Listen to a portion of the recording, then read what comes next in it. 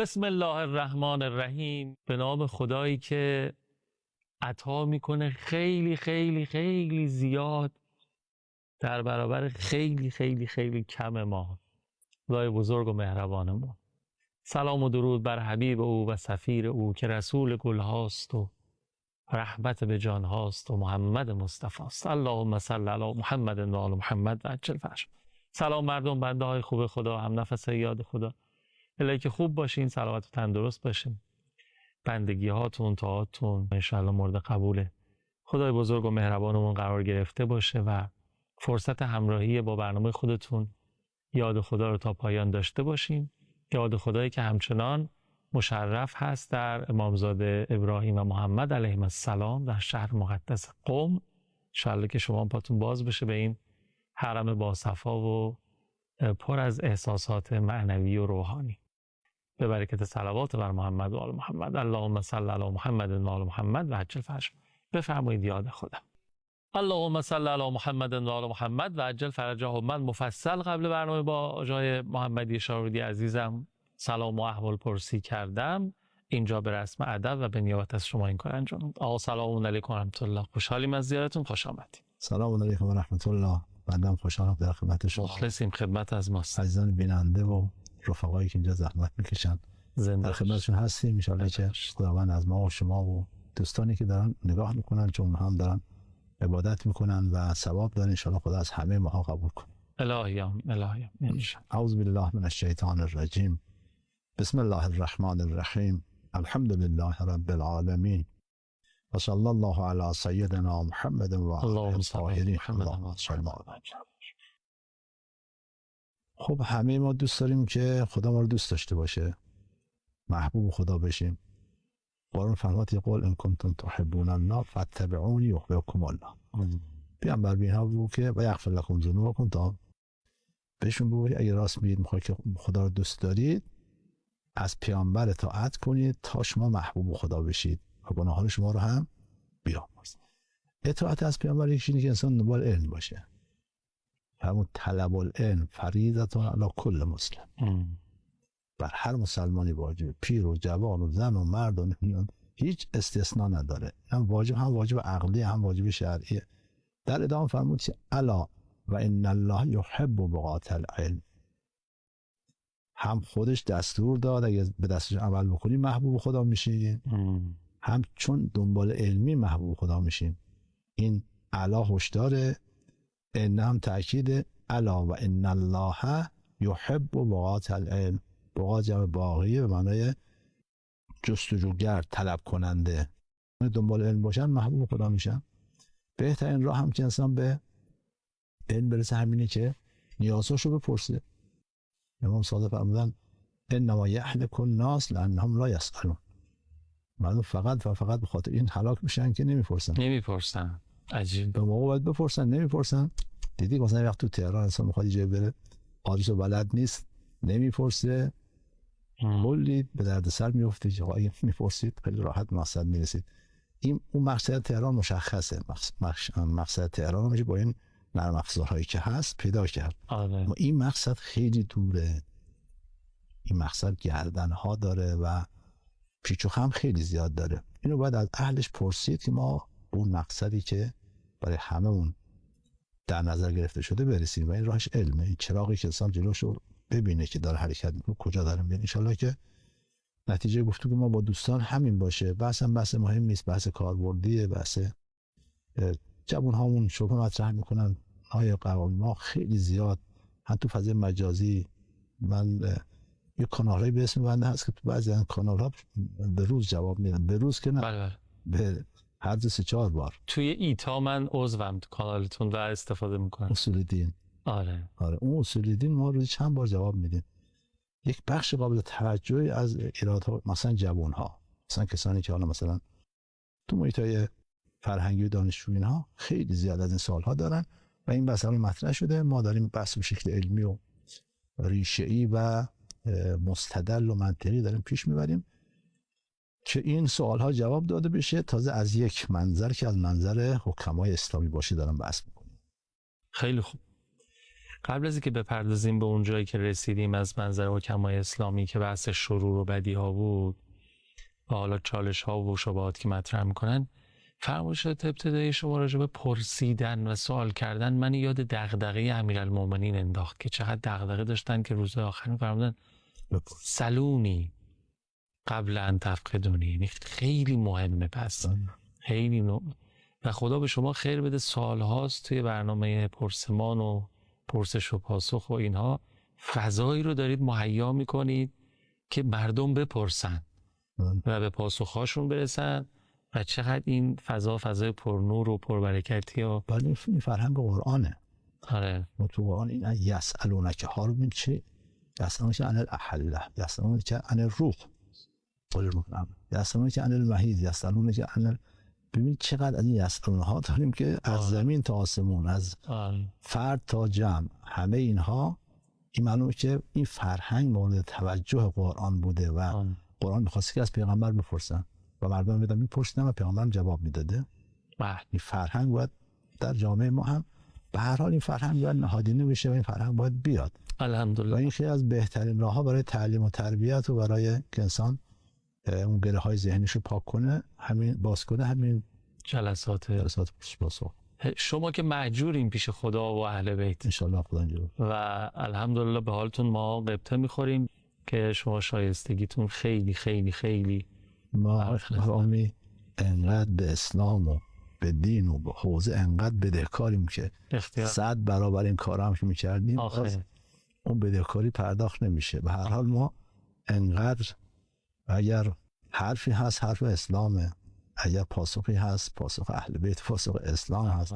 ما خیلی هنر داشته باشیم یه گوشی از اون زیبایی هایی که الان اهل بیت مثلا به مردم برسونیم، هم از اونهاست، همین که ما تکلیف داریم. اگر نعمتی خدا داده که داده، شکر اون نعمت اینه که ما وظیفه انجام بدیم و همین دلیل بندم هیچ انتظاری هم ندارم. البته این کارا رو کردن، گاهی خود حوزه این کارو کردن و هم حالا شفاهی، ولی خب حقیقت اینه که بنده اصلا انتظار این چیزا باشه چون بالاخره این تواضع و فروتنی شماست از استاد محمد شارودی عزیزی که ما شناختیم، غیر از اینم انتظار نیست این نوع برخورد شما، ولی هر کس باید تکلیف خودش رو انجام بده. و خیلی خوب، برجت ما خیلی قدردان حضور شما هستیم در برنامه یاد خدا و به برکت حضور شما این فضای پرسش و پاسخ و تفقه در علم و دین به تعبیر شما مهیا میشه و عزیزان دیگری که در برنامه یاد خدا هستن. الحمدلله رب العالمین. خب از حیث این که میگن شکر نعمت افزون کند، خواستم که یه شکری بکنم خدا بزرگ بابت این نعمت و نعمت‌هایی که داریم که انشالله مستدام باشه. رسیدیم به بحث چالشی و شبهه برانگیز همون عرضم حضور شما که قبل تفویض و در واقع تفاوت و تبعیض، بعدش رسیدیم به بدیها و شرور که آیا وجود دارن یا ندارن. شما فرمودید که اصلا وجود ندارن، ولی گیریم که وجود داشته باشن مطلق نیستن. باز یه پله رفتیم جلوتر که بدیها و شرور اصلا بگیریم به صورت مطلق وجود داشته باشن، باز هم دیدیم که خب مثلا اجزای خلقت و طبیعت همه چیش به هم میریزه، نمیتونیم چه این چیزی رو متصور بشیم. حالا یه چالش ها و سوالا و شبهاتی چهارم هم که اشاره کردیم فایده هایش رو، یعنی 4 تا گام رفتیم. آره. یه فوایدی هم داره، فرمودیم که اون زهرمار و میکروب ها و اینا رو فرمودیم که یا مثلا وجود یه سری بیماری ها که اینها باعث یه سری در واقع رشد ها و کمال ها برای انسان هست. هم زهرمار باش پادزهر میسازن، دارو میسازن، همین میکروب ها رو مثلا سرم یا استابتان دیگه بحث علمی به درد ما نمیخوره، ولی هم از منظر علمی، هم از منظر دنیا، هم از منظر آخرت ما بعضیشو گفتیم. اون بنده داریم توی که از برنامه ها 12 تا فایده و حکمت برای بلاها و اینها اونجا شمردیم که از آیات روایت. یادم من میاد یه بار همین، حالا شاید همون جلسه بوده که اینا رو میشمردیم، بعد من گفتم که آقا اینایی که دارین میادن مشتاق میشه دعا بکنه خدا به من بلا بده که چجوری. بعد شما بودین نه نباید اینطوری باشه. بله درست. آره. خب عرضم حضور شما که حالا برخی از شبهاتی که مطرح میکنن من دوست دارم دوباره، حالا یه بار یادم میاد 3-4 هفته پیش مطرح کردیم، باز دلم میخواد مثال بزنم که شما دقیق تر پاسخ بدید. مثلا بحثی که ایرادی که راجع به عدل خدا میگیرن، آقا من اصلا نمیخواستم متولد شم، نمیخواستم به این دنیا بیام، خدایی که میگید عادله چرا به زور منو برداشت آورد تو این دنیا؟ این چرا پدر مادر منو میبره؟ چرا دختر من که تو سن 10 سالگی ور میداره مثلا یه سرطان میگیره میره؟ چرا باید اینجوری بشه که سرطان بیماری ناشناخته یهو میگیره و اینا میره؟ و چند تا حالا 2 تا شد. 2 تا شد. 2 تا سوال. جدا میخواین پاسخ پس دونه برید. خیلی از این دست شبهات و سوالات زیاد مطرح میکنن. نسبت به سوال اول، ما به دوستان انشاءالله قول میدیم تو بحث فلسفه آفرینش، بحث حکمت حیات، اونجا بیشتر صحبت کنیم. ببینید چرا خدا ما رو خلق کرده، آفرینش. اما چند نکته لازم می‌کنه. اول اینکه خود این حرف که خدا چرا از من اجازه نگرفته منو خلق کرده، این حرف درستی نیست. چون اول خودشو مخلوق میگیره، وجود داره، خدا باید بره بهش بگه جناب فلانی دوست داری من تو رو خلقت کنم؟ هست که چی میخواد خلق کنه؟ اگه نبود که چجوری ازش سوال؟ از کی بپرسه؟ اگر نیست از کی بپرسه؟ اگه هست برای چی بپرسه؟ اصل این سوال دقت میکنی که راست میگی. پرسشگر به این وجه قضیه هیچ موقع فکر نمیکنه. بله، اینکه اگه وجود نداره خدا از کی بپرسه؟ نیست که خود بپرسه که. اگه حالا هست دیگه، خب هست که دیگه برای چی بپرسه؟ اگه هست چی بپرسه؟ چی بپرسه؟ نکته بعد این که آیا این که مثلا فرض بفرمایید که چین حرفی رو میزنه آگاهانه و عاقلانه این حرفی میزنه یا لجبازی میکنه یا از روی ناآگاهیه. یه بچه رو شما در نظر بگیرید، بچه مریض میخوان آمپولش بزنن، شروع میکنه به پرخاش کردن پدر و مادر، من شما رو دوست ندارم. چرا؟ بهش من مریضی خوب نمیشم یا خوب نشم، میگم میمیریم بمیرم. بهش این قطره فلج اطفال اگه نخوری فلج میشی، باشه ما فلج بشه. این نمیفهمه چی داره میگه. کسی که شر رو بر خیر ترجیح میده، وجود رو عدم رو بر وجود ترجیح داده. ما گفتیم شر چیه؟ عدم دیگه. بله. این میگه عدم بهتر است از وجود. شر مطلق بدتر است از خیر مطلق. معلومه که نمیفهمش داره میگه، یا داره لجبازی میکنه یا اینکه آگاهی نداره که چی داره میگه.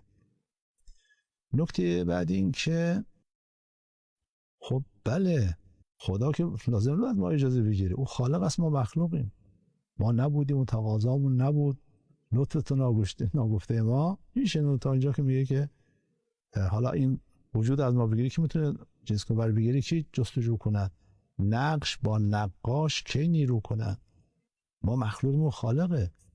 اشکال کار قوام اینه که یک نوع اندیشه اومانیستی اومده ذهن ما رو گرفته.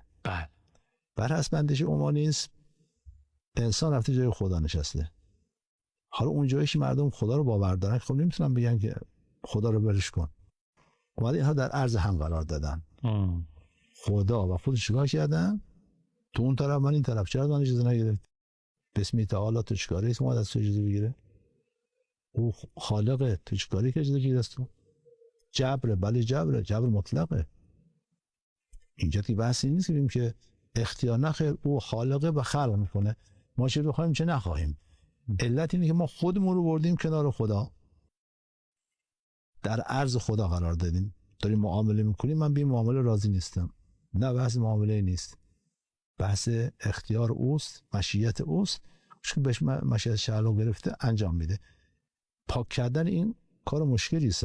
بله. من فراوان توی برخوردها، گفتگوها مثلا نسبت پدر و مادر جاهای نگاه میکنم، میبینم که این اندیشه به شکل نامحسوس اومده ذهن‌ها رو اشغال کرده، پر کرده. این اندیشه اومانیسم، این اندیشه قابل قبول نیست. خدا خالق است، ما مخلوقیم. او رب است، ما مربوبیم. او رازق است، ما مرزوقیم. در عرض هم که نیستیم که. او علت است ما معلول میشه اینا با هم. اینم یه نکته. بنابراین این اندیشه و این اندیشه ها که حالا بازم هست از اینجا نشأت گرفته. بریم به سوال اولتون. سوال دوم اگه اجازه بدین بریم فاصله بگیریم برگردیم به سوال دوم. یه نیمچه سوالی هم میخوام اضافه کنم دوباره مطرح میکنم اگه سوالاتون هستین پاسخ بدید. اجازه است؟ بفرمایید. خواهش میکنم. اللهم صل علی محمد و آل محمد و عجل فرجها. من یه دختر 10 ساله داشتم، زیبارو، شاگرد اول مدرسه، نخبه و همه جا صحبت از کمالاتش بود. اینو سرطان گرفت، 6 ماه خدا از من گرفت. این با کجای عدالت خدا سازگاره؟ یه چیزی هم اضافه کنم. من یه خانومی هستم نزدیک دیگه 50 سالم داره میشه و سالهاست در آرزوی فرزنددار شدن هستم.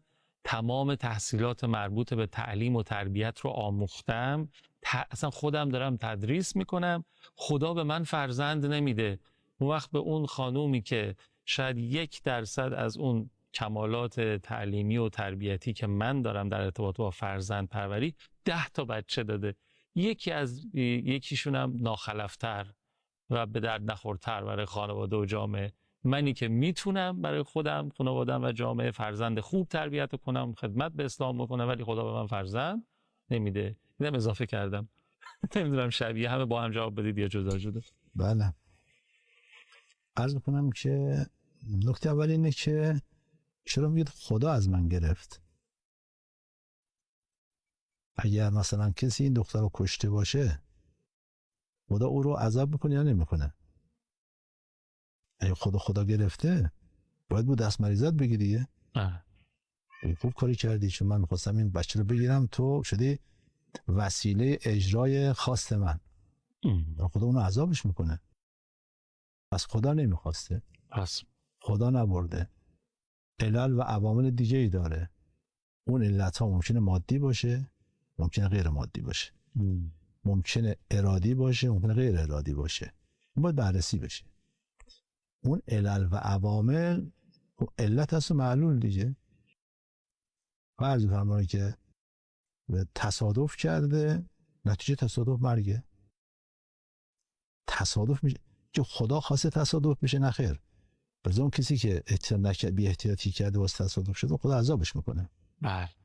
اگه میخواست که نباید این کار میکرد. اینجا باید دو مطلب البته مقدار دقیق ان شاء الله دوستان بیشتر نمیاد خواهند فرمود. اینجا قاطی شده بین اراده تکوینیه خدا و اراده تشریعیه خدا.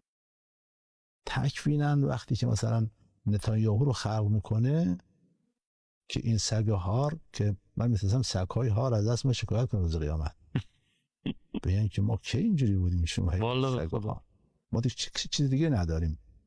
بلا خیلی بدتر از سگ هاره. سگ هار مریضه.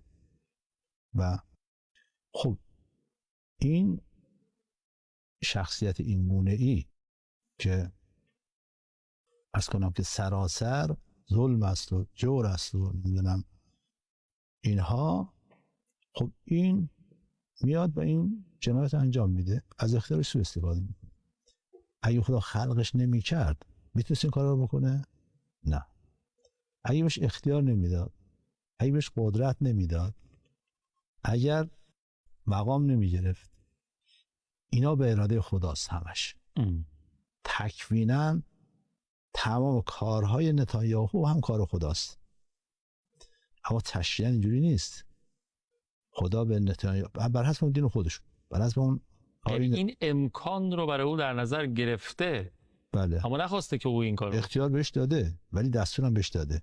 بر حسب همون دین، هم آیین تحریف شده یهود بهش گفته ان نفس به نفس، یه نفر رو کشتی میشی. خود متن تورات دیگه. بله بله. پس تشریعاً او داره امر خدا رو زیر پا میذاره و خدا هم نمیخواد. اون چی که شما فرمودید از این جنسه. پس خدا نمیخواست. خدا نمیخواست که این بچه بمیره. چرا شما به حساب خدا میذارید؟ خدا نبرده. علت عوامل خاص خودش داشته، باید بررسی بشه. این نکته اول که خب این نکته مهم نیست. نکته دوم این که از کنم که اگر همین مورد شما فرمودید به دستورات خدا عمل میشه، مثلا دعا بود، صدقه بود، نمیدونم، اون علت و عوامل فراوانی که باعث میشه این اتفاقا نیفته، همش هم خدا دستور داده. از صدقه تو تدفع میتة السوء، صدقه مرگ‌های این گونی رو دفع نمیذاره. که امام صادق فرمودن که من یموت بالذنوب اکثر من یموت بالآجال و من یعیش بالاحسان اکثر من یعیش بالاعمار. یه احسان باعث میشد که این اتفاق نیفته. و حالا این علتهای مادی بود، علتهای معنوی بود، علتهای مادی خیلی فراوانی هست. مطلب بعد که عرض میکنم اینه که این که شما ناراحتی نداره، ناراحتی شما رو خدا انقدر صبر به شما میده که حد و حصر نداره. ولی نبلونکم بشیء من الخوف والجوع و نقص من الاموال والانفس والثمرات فبشر الصابرین الذین اذا اصابتهم مصیبه قالوا انا لله و انا الیه راجعون. شما میگید ما از طرف خدا، ما از خداییم و به خدا هم برمیگردیم. وقت میفرماید چه فاولئک علیهم صلوات من ربهم و رحمه، کسانی که در مقابل این مصیبت صبر میکنن صلوات خدا برام، خدایی به پیامبر صلوات فرستاده ولی اون شخص صلوات میفرسته، رحمت برش نازل میشه. این خودش یک راهی است برای رسیدن به اون کمالاتی که هیچ راه دیگه وجود نداشت برای رسیدن ممکن. همون بلاهایی که گفتیم که فایده های بلاها، فایده همه اینجا خودش نشون میده. پس اولا میشد جلوگیری کرد، علت و عوامل رو بررسی میکرد که میشد که چرا این اتفاق افتاده، خدا ما علم داده، خدا ما عقل داده، از اونا اگه استفاده میکردیم این اتفاق نمیافتاد. و دومی که حالا این اتفاق افتاده آیا برای ما به نفع ماست یا به ضرر ما؟ ظاهرش اینه به ضرر ماست. اون بچه که حضرت خضر کشت، از این که نگاه میکنیم چیه؟ به ضرر دیگه. یه بچه رو کشته و پدر مادر داغدار شدن دیگه، مثلا که شما الان گفتید. اما اصل قضیه پشت پرده چه خبره؟ اون بچه اگر زنده بود 3 نفر میفرستاد جهنم، خودش، پدرش، مادرش، آخرش جهنمی میشدن. حالا کشته شد، صاف را تو بهشت. ایمان پدر و مادر محفوظ ماند، اینا میرن به بهشت. خدا هم به این پدر و مادر دختری داد که 70 پیغمبر از نسل دختر به دنیا آمدن. حالا کدومش بهتر بود؟ یادم چون خبر نداره اونجوری قضاوت میکنه. بله. وقتی با خبر بشه همین پشت پرده خبر هاست. من مثال زدم دیگه. بله. همه تو سوره کهف خوندن، دوستان اهل قرآن هم دیگه. اونجا کشته ولی اون کشته اینقدر فایده داشته. پس نتیجه میگیریم همه این چالش ها و داستان ها و شبهات که ما مطرح میکنیم نتیجه جهل ما نسبت به. باید سعی بکنیم معرفتمون رو همین برنامه و این نشست ها در همین راستاست. خب خیلی ممنونم استاد. اون سوال موکیه دیگه نرسید، البته اونم فرمولش همین، با همین فرمول به جواب اونم قاعدتا میرسیم. حالا اگر عمری باقی بود برای برنامه‌اتی دوره مطرحش می‌کنیم. عوامل نداریم. خیلی استفاده کردیم. التماس دعا یا حق. خداحافظ.